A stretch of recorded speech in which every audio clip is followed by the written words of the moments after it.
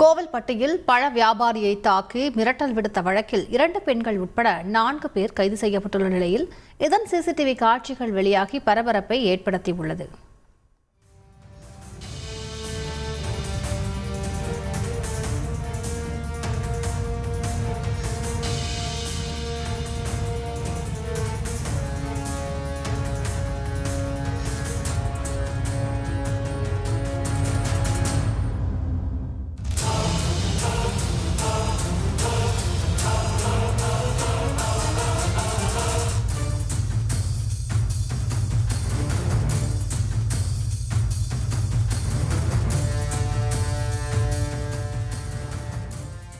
கூடுதல் விவரங்களை செய்தியாளர் ஆண்டனி வழங்கிட்டு கேட்கலாம். ஆண்டனி, என்ன நடந்தது? இந்த தாக்குதல் சம்பவத்தின் முழு பின்னணி என்ன?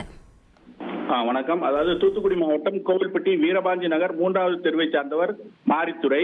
இவர் எட்டயபுரம் சாலையில பழ வியாபாரம் செஞ்சுட்டு வர்றாரு. இவருக்கும் ஜெயராஜ் என்பவருக்கு இடையே நிலத்தகராறுல முன்விரோதம் இருந்து வந்ததாக கூறப்படுகிறது.